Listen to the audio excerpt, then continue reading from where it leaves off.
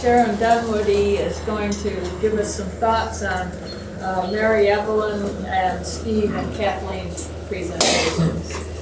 And I'll give you maybe 12 minutes, something like that. Does that work for you? Sure. Okay. Sure, that's fine. I'd say we're sitting back here hearing the word reflectors, and I'm thinking of those little red things on cars, trying to imagine what I'm going to do. So let me just take off with something that has struck me all week and was pronounced yesterday morning, thanks to our speakers, and that is that I would argue it's quite unusual, at least for me, maybe not for you, but we're sitting in a room full of storytellers, at least in an oral sense. We haven't seen some of your writing, and it could be just atrocious for all I know, but we're certainly sitting in a room full of oral storytellers, and by that by the concept of story, I have a lot of friends who hate the word storytelling, because to them it means making something up, and so by that I don't mean, I'm looking at Marilyn, although she would never do this, sitting next to an annoying person on an airplane, not wanting this person to have a conversation. The guy says, well, tell me what you do. And Marilyn might say something like, well, I've just come in from cleaning up a dioxin spill. And that, so you don't make things up in storytelling, or at least we don't. But the notion of storytelling is to take what you know and to reconstitute it in a way that is absolutely compelling to somebody else. And again, I think it's very unusual for me, anyway, to find myself in a room full of people who seem to do this on a regular basis. Our apex storyteller, of course, is David Abrams, who is yet to materialize. I saw him this morning. But again, who again has actually, I think, through a lot of practice and thoughtful work on this skill, has developed a way of merging content, voice, timbre of voice, rhythm, silences, use, body language into just an absolutely compelling way of conveying information. But if you just look around you in this room, you're sitting next to a wonderful storyteller as well. I mean, we've all been demonstrating these skills.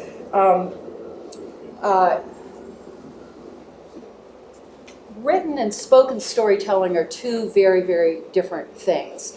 And in fact, if you view them as the same thing, it's almost lethal. If you actually, as many of us now know, if you write an oral presentation and then get up and read it, you're often just doomed as a communicator because there is a stilted nature to that text that doesn't translate. It's very, very hard to take something that has been written for the eyes and to reproduce it as a message for the ears. And I would say that we had a very good exemplar for that yesterday in Kathleen, who was able to take her essays and actually reproduce them orally in ways that just had everybody kind of sitting mesmerized. And let me reinforce how hard that is to do. You've all heard utterly fabulous poets get up and put you to sleep by reading their poetry. I mean, it's just very, very difficult to do. So I think, again, there are people who can do this. Kathleen's obviously one, and we all got the benefit of that yesterday morning. But it's, again, let me reinforce, it's deceptively simple. It looks deceptively simple. Now, why care about this? And to make overt a theme running through this week is that telling stories is our primary mode of making meaning as human beings. And I think what this week is all about, frankly, is how to build stories that will have an impact on the people around us, either individuals or, in some cases, Mary Evelyn says, they'll glow, okay? And how do we build stories to do that? And every one of us is actually in, whether we're good at it or not, is in the story building process. Scientists build stories that attempt to communicate with other scientists in peer-reviewed journals. I have a feeling our Jungian colleagues are just fabulous storytellers, because I think analytical work is very much, requires that sort of storytelling level of communication with other people. And so in some ways, I think my guess is, not having sat in on any kind of Jungian training, but that deep down, what it really is in many ways storytelling work. We have impact with these stories because, again, everybody else around us is attempting to make sense of the environment, and we do that by establishing causal mechanisms, whether we're accurate or not, and then using those mechanisms again to explain what we see and what we do. There's now an interesting and growing literature recent scholarly literature that looks at narrative and the power of narrative. I mean, we all intuitively know that it's powerful, but you now can also secure empirical reinforcement if you have to go out and tell a story to people who may be skeptical about this or who want an evidentiary base. There's a whole group of psychologists now who've been studying narrative for quite a while, and in the world of communication, and particularly communication of environmental issues, I'm seeing a lot of interest in understanding the power of narrative and actually going in and exploring that experimentally. It's hard to build these compelling stories, and I think with Mary Evelyn, what we got is is a career-long effort to do this that is culminating in a very difficult story, the construction of the Earth Charter, and essentially the argument that we have to build a global family here in some way. And you can imagine how storytelling gets progressively more complex as your audience gets more eclectic. And if you want to maximize the eclectic nature of your audience, pick the globe, okay, as a grand audience for this. It's interesting that their next step is to sort of ramp up the power of storytelling. This is my interpretation through film and other things, and so I'm anxious to see what that's going to be like. I think my superficial sense from just listening to Mary Evelyn yesterday is they're well up to the task. I don't know about you, but as I was listening to your talk, I was scribbling phrases down, which is, again, the mark of a good storyteller. You want to capture those phrases, you want to capture those images, to keep them yourself, to steal them and use them in other ways. But again, they were just coming off the tongue, one after another yesterday morning. Again, the image of somebody who is very, very good at this. Tribe of Grief is a great image, I think, among many. Lastly, storytelling does not come naturally. Although many of us who tell stories in one way or another may feel like we have kind of fallen into it. I mean, it's rare to actually get any kind of formal training in this mechanism, in communicating. But I don't think it comes naturally. I think you build skill in this area over a long period of time. Let me testify to that as an instructor who every semester stares at rooms full of young adults who have actually self-selected in to a class on communication. So what they perceive clearly is that this is something they are already good at. Otherwise, you don't do this. You don't have to take courses like this. And they're terrible. Okay, I mean, you have to start somewhere, and you have to practice, and you have to build capacity for this. You have to develop a keen and often intuitive understanding of audience and how that varies across situations.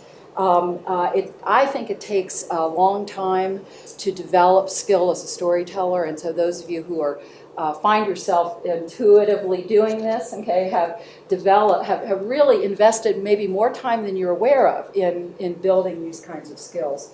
About 2 months. Okay. Steve Foster. Steve here? Yep. There you are. In your Science is Myth I'm going to pull out a piece of that because I think your argument for what I call sort of horizontal training, in addition to disciplinary training of scientists, is actually a call for some kind of training that will turn scientists into better storytellers, better communicators about what they do in a variety of ways. And I would just note that that is beginning to happen in a lot of universities. There are foundations now that are focusing on what they call the responsible PhD, which is an argument that universities have to begin training people for more than the academic life. Yes, as opposed to the irresponsible PhD. So again, I think that's beginning to happen, although when I talk to my colleagues in the science disciplines, there still is well, let me put it this way, I teach a course every year for science graduate students in outreach and communication. We're inundated with graduate students across the sciences who want to do this, and when we debrief at the end of the semester, it's so interesting to me, a good chunk of them, not the majority, but a significant minority, have taken this course without telling anybody in their departments, specifically their advisors, because their perception is their advisor and others actually would not welcome that as a part of the curriculum. And yet they're doing it anyway. Excuse me, sorry about that. And so what I'm seeing again is a sea change in a lot of occupations to really privilege the storytelling domain. So, end of diatribe. Thank you very much. Okay, where's Don? There you are. And Don Williams is going to give us his thoughts on the afternoon presentations of Nancy and Sharon. First, I'd say that Sharon, you're right about therapists. Therapists do tell stories all day. They also make up stories. I mean, Now you well, tell me. but they make them up with another person. I mean, they're trying to craft a story. They're also editors. They edit the other person's story in a way to sort of try to focus in better and better on what the core emotion is, or the conflict, or the theme. Anyway, storytellers. However,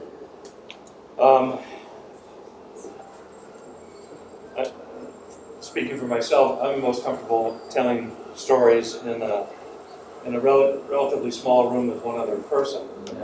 So I may have gotten one of those irresponsible PhDs. I feel like one of the scientists in Nancy's film, and struggling with this.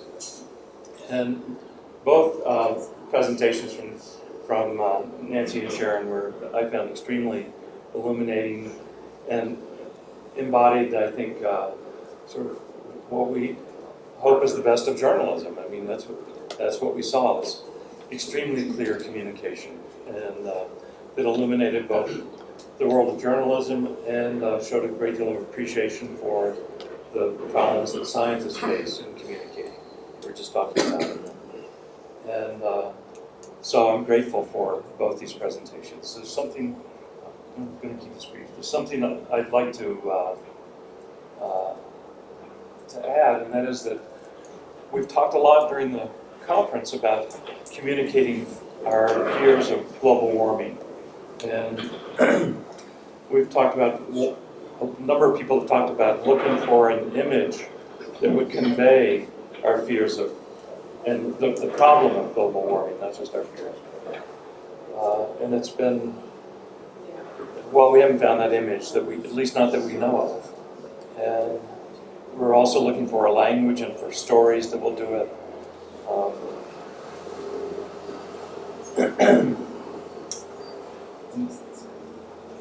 Throughout the week, I've been reminded of a quote from Paul Valéry. I don't speak French, so I don't know how you say that simple name, but the quote is, "We hope vaguely, but dread precisely." And I think that captures the problem that we face in talking about global warming. I think Al Gore's film embodied, in terms of communication, embodied that problem. He was very precise about what we have to fear, why, and providing the background for those fears, So he's extremely articulate. He communicated, I think, well. Not speaking as a journalist, but however, he didn't have much to say about hopes and didn't have much to say about action. And both Nancy and Sharon did talk about the necessity for scientists and journalists to communicate something about agency, about action, and about hope in their stories. And that, I think, is something that we have a lot of difficulty with. I think it's hard to know what kind of world that we're actually hoping for. We're so focused on how we can prevent the world that we see, just right down the road. It's hard to know, to be as precise about our hopes. In some ways, we do have hopes in terms of local action. We have hopes in terms of someone talking about a Marshall Plan or the G8, but how we get there, it's pretty elusive. Let's see.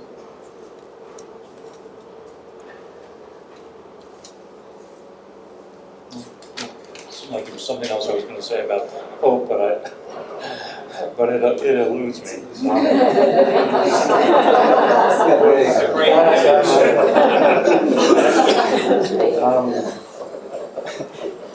There's one other idea I want to introduce, and that is that in this,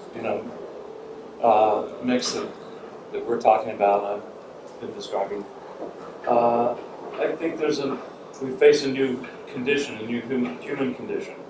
And maybe I'm off about this, but I think that in the past century, with the development of science, in particular in the last decades, and we face a new human condition where, for the first time, we know enough about the future to make really reliable statistical predictions. So, this is like our fears are very precise. I saw this first with nuclear weapons when I was involved in sort of thinking and writing and talking about that and studying.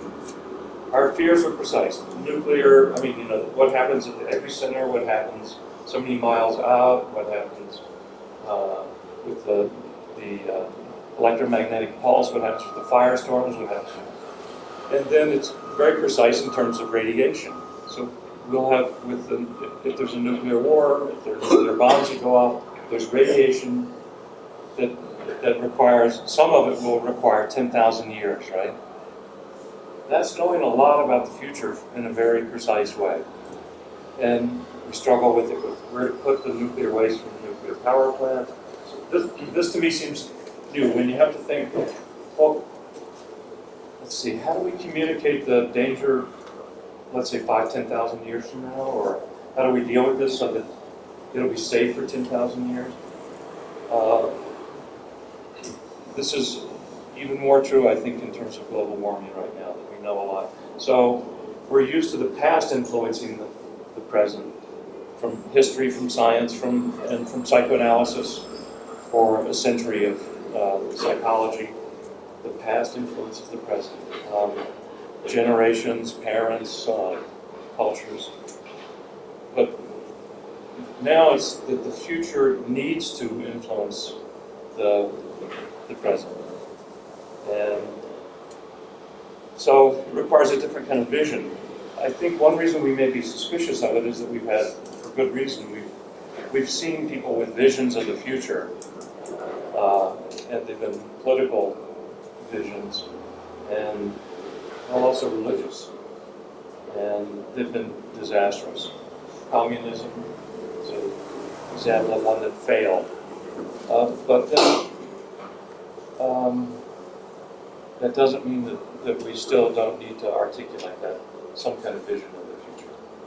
Stop with that. Thank you Did very I- much.